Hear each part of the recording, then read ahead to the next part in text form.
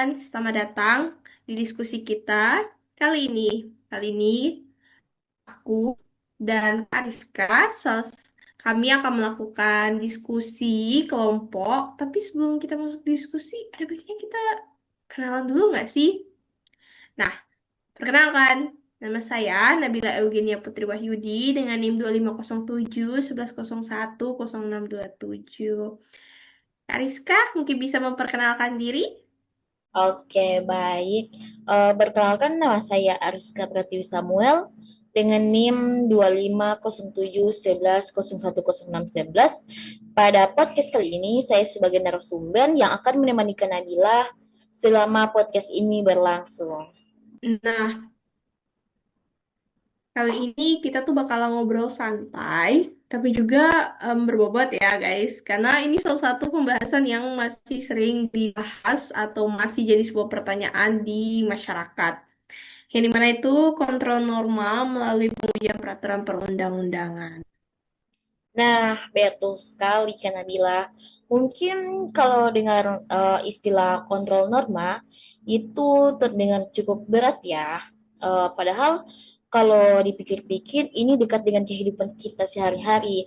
Misalnya, bagaimana kalau ada suatu peraturan yang ternyata bertentangan dengan aturan yang lebih tinggi, apakah itu aturan tetap bisa berlaku atau bagaimana nih Kak Nabila? Nah, pertanyaan seperti itu tuh yang apa ya bisa dibilang bakalan kita bahas ya. Karena em, kita tuh akan mencoba bagaimana memahami mengapa suatu peraturan itu perlu diuji. Terus siapa yang berwenang untuk menguji dan bagaimana proses pengujian peraturan tersebut dilakukan oleh sistem hukum di Indonesia.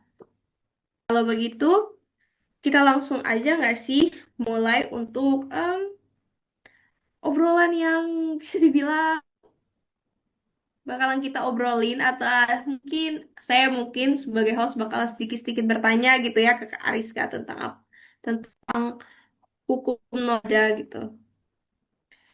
Nah, kita mulai mungkin kita mulai yang paling dasar dulu ya, Kak, yaitu kalau boleh dari yang paling dasar sebenarnya apa sih, Kak, yang dimaksud dengan kontrol norma itu?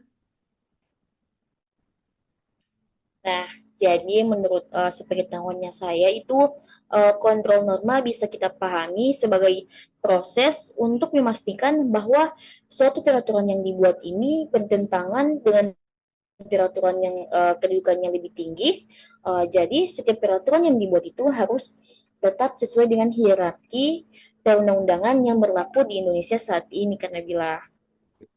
Oh, jadi kontrol norma itu ternyata bertujuan gitu ya untuk menjaga kesesuaian suatu peraturan dengan peraturan yang lebih tinggi dalam hierarki hukum ya. Mungkin kita bisa lanjut ke pertanyaan selanjutnya ya, karena di sini saya mungkin punya banyak ya, karena saya ingin tanya-tanya tentang hukum. Nah, kalau kita lanjut ke pertanyaan kedua, yaitu kenapa sih suatu peraturan itu perlu diuji gitu, Kak? Terus bukannya peraturan itu sudah dibuat oleh lembaga yang berwenang, lantas kenapa harus diuji lagi, Kak? Nah, betul sekali. Peraturan memang dibuat oleh lembaga berwenang, tapi bukan berarti peraturan itu sudah pasti sempurna dan ada kemungkinan isi suatu peraturan itu bertentangan dengan undang-undang, bahkan Undang-Undang 1945. Nah, oleh karena itu diperlukan pengujian agar tidak menimbulkan ketidakadilan atau ketidakpastian hukum. Jadi pengujian peraturan itu diperlukan untuk memastikan tidak ada pertentangan dengan aturan yang lebih tinggi ya, Kak. Em, dan untuk menjamin keadilan serta Betul. kepastian hukum. Mungkin em, terus Kak, Iya, betul sekali. kalau misalnya ya Kak, ada masyarakat yang merasa kalau peraturan itu tuh merugikan gitu menurut mereka, atau bisa dibilang kayak suatu peraturan itu merugikan. apa yang bisa mereka lakukan gitu Kak untuk menangani masalah tersebut? Nah, jadi untuk masyarakat yang merasa dirugikan oleh peraturan tersebut itu mereka bisa mengajukan permohonan pengujian peraturan ke lembaga yang berwenang. Tentunya mereka harus bisa menjelaskan bahwa hak atau kepentingannya itu merasa dirugikan oleh berlakunya peraturan yang berlaku. Jadi kalau masyarakat itu dirugikan oleh suatu peraturan dapat mengajukan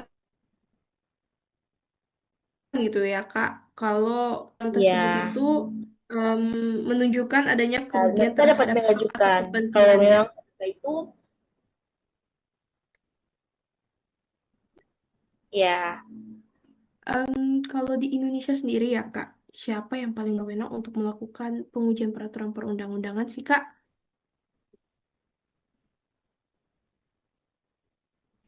Jadi di Indonesia itu ada dua lembaga yang berwenang untuk melakukan pengujian peraturan perundang-undangan. Nah, yang pertama itu konstitusi yang menguji undang-undang terhadap Undang-Undang Dasar 1945. Yang kedua itu Mahkamah Agung yang menguji peraturan di bawah undang-undang terhadap undang-undang. Nah, jadi begitu Kak. Di Indonesia itu ada dua lembaga berwenang untuk menguji peraturan perundang-undangan tersebut. Oh, jadi lembaga yang berwenang untuk melakukan pengujian peraturan undang-undang itu ternyata ada dua ya, yaitu Mahkamah Konstitusi dan Mahkamah Agung yang mana sesuai tingkat Ya, peraturannya ya Kak berarti. Nah, betul sekali. nah kalau misalnya gimana kalau peraturan tersebut itu memiliki dampak gitu Kak, yang dimana itu bertentangan dengan suatu peraturan yang lebih tinggi gitu.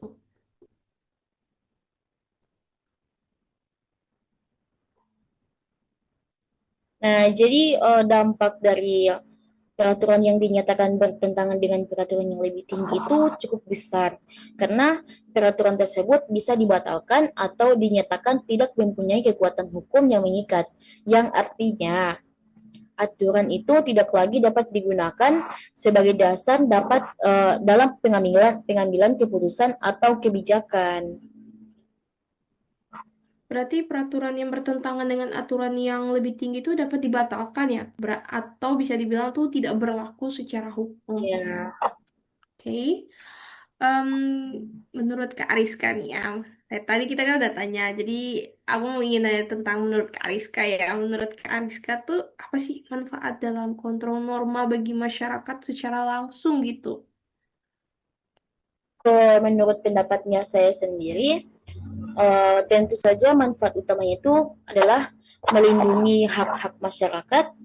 Selain itu, kontrol norma juga membantu untuk menciptakan kepastian hukum dan memastikan bahwa peraturan yang berlaku tetap sesuai dengan prinsip keadilan dan konstitusi tentunya. Jadi jadi kalau dilihat ya, em, kontrol norma itu bukan hanya urusan lembaga pengadilan juga, tetapi juga berkaitan dengan perlindungan hak warga negara dan kualitas hukum itu sendiri ya. Berarti juga ya Kak. Ya mungkin em, cukup sampai di sini ya mungkin ya untuk sesi diskusi kita, karena makasih untuk Kak Ariska juga udah cukup menjelaskan ya tentang rasa penasaran apa itu kontrol norma melalui peraturan perundangan. Baik, mungkin itu yang dapat kami diskusikan. Terima kasih Kak Ariska sudah mau meluangkan waktunya untuk diskusi bersama saya. Ya, dan terima kasih